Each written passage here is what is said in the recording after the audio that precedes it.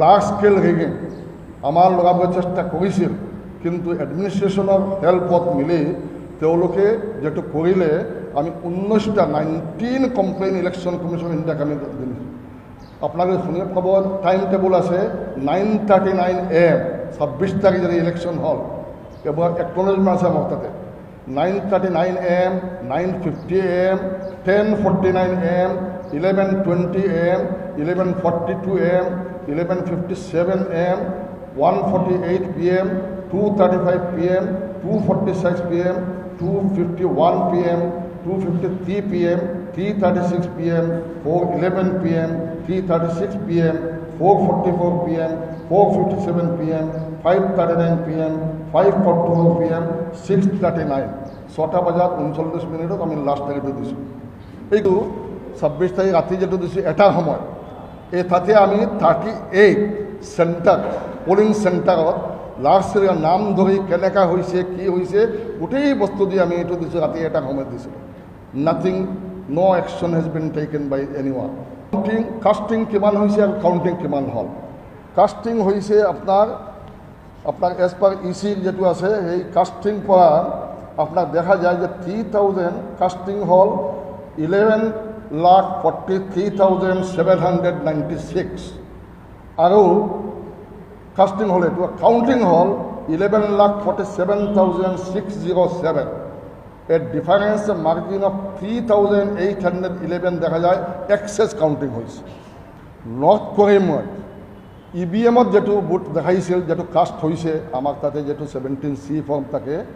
তাতে দেখাইছে 2,12,941 EVM-ৰ মেচিনত কাষ্ট হৈছে, কিন্তু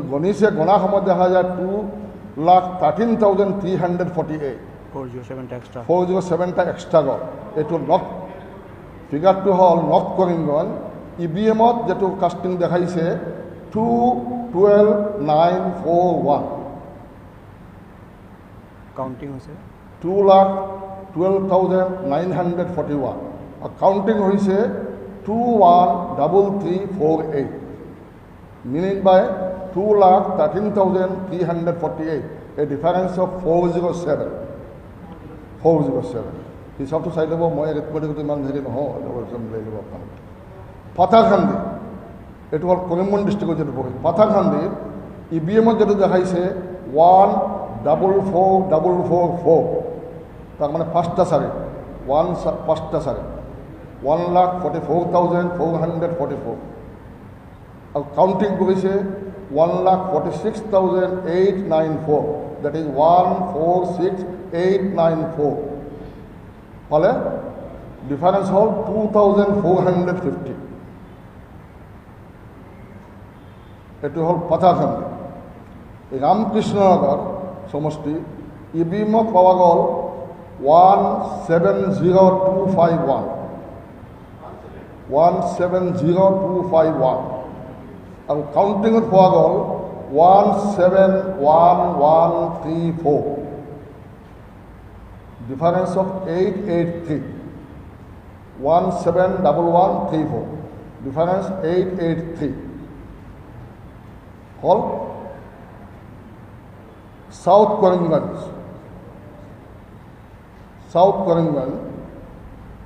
EVM-ত কাষ্টিং হৈছে 21,7014 কাউণ্টিং হৈছে 21,7214 ডিফাৰেঞ্চ অফ 203 কাউণ্টিং 21,7217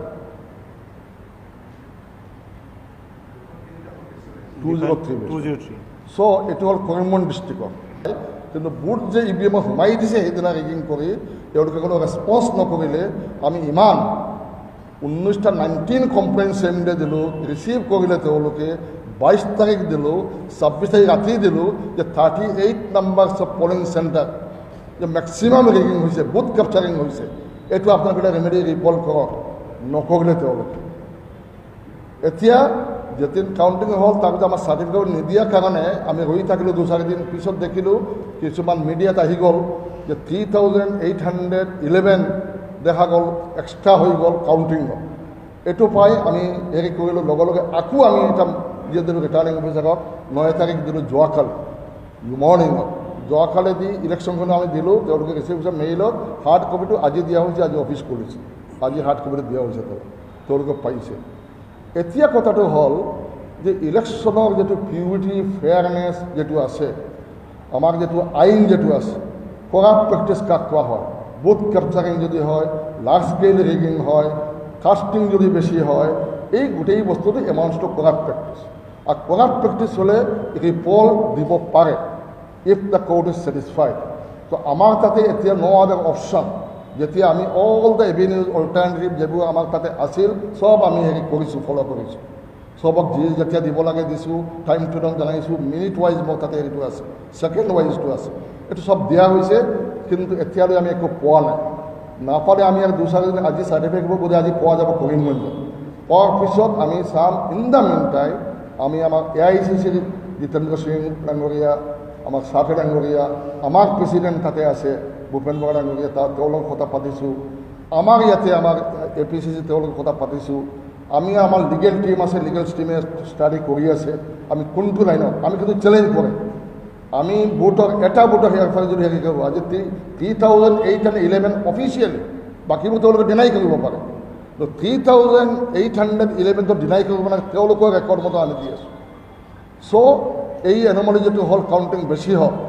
এইটো কিন্তু দেখা গৈছে maybe 3811 only in 11 but it shows that there may be some more anomalies এইটো হ'ব পাৰে it creates a doubt about the fairness of the election যাৰ কাৰণে আমি এতিয়া ঠিক কৰিছোঁ যে আমি কেছ কৰিম ফুল লাইনত কৰিম কি ধৰণে কৰিম আমাৰ লিগেল টিম আছে আমাৰ লিগেল টিমে ষ্টাডি কৰি আছে ইন দ্য মিন টাইম আমাৰ জিতেন্দ্ৰ সিং ডাঙৰীয়া সাথে ডাঙৰীয়া বা ভূপেন বৰা ডাঙৰীয়া দিল্লীত আছে প্ৰয়োজন হ'লে মোক কৈছে আপুনি দিল্লীত আহক দিল্লী যাই তাতেও দৰকাৰ হ'লে আমি তাতে আমাৰ এক্সপাৰ্ট এডভোকেট আমি তেওঁলোকক দেখা কৰিম হয় দৰকাৰ হ'লে আমাৰ পাৰ্টীয়ে যথেষ্ট গুৰুত্ব দি কথাটো লৈছে তেওঁলোকে যথেষ্ট হেৰি কৰি আছে বাৰ বাৰ মোক ফোন কৰিছে খবৰ কৰি আছে গতিকে পাৰ্টি লেভেলো কৰি আছে আৰু আমি পাৰ্টীৰ মাধ্যমত আমি আমাৰ লিগেল যিটো একশ্যন ল'ব লাগে যিহেতু মই আইনৰ লগত জড়িত হৈ আছোঁ আইনৰ ছাত্ৰ মই আইনত জড়িত আছোঁ গতিকে আমি আমাৰ টীমটো লৈ আমি ষ্টাডি কৰি আছোঁ যিমান সোনকালে পৰা যায় যদিও ডেট 45 ডেজ আমি চেষ্টা কৰিম যিমান সোনকালে পৰা যায় আমি আমাৰ কেছটো আমি ফাইল কৰিম আমাক আমি বিচাৰিছোঁ কি ৰিপৰ্ট নট একাউণ্টিং ৰিপৰ্টটো বিচাৰিছোঁ তো এই ৰিপৰ্টটো বিচাৰি এতিয়া কৰিছোঁ আমি এণ্টায়াৰ কনষ্টিটুৱেঞ্চি আমি কৰিছোঁ কাৰণ 30 সমষ্টিটো আমি দিছোঁ পিছত এতিয়া আমি খবৰ পাই আছোঁ যে এই যিবোৰ খেলি মেলি হৈছে যে EVMত এটা কাউণ্টিঙত এটা তাৰ মানে হৈছে চামহয়া গতিকে for to maintain the integrity and purity of the election মই ভাবোঁ in the interest of justice গোটেই ইণ্টায়াৰ সমষ্টিৰ ইলেকশ্যনটো যাব লাগে আৰু ফ্ৰেছ ইলেকশ্যন হ'ব লাগে আৰু ইন দ্য মিন টাইম আমাৰ যিজন উইনিং কেণ্ডিডেট চাৰ্টিফিকেট যিটো দিয়া হৈছে সেই চাৰ্টিফিকেটটো যাতে কেপ্টেইন এভিয়েন ওটা ষ্টে কৰি ৰাখে এইটো আমি ফেয়াৰ দিছোঁ এডমিনিষ্ট্ৰেশ্যন যিটো দিছোঁ ইলেকশ্যন কমিশ্যন সেইটো আমি দিছোঁ তেওঁলোকে কি কৰে নকৰে নাজানো কিন্তু আমি যিমান সোনকালে পৰা যায়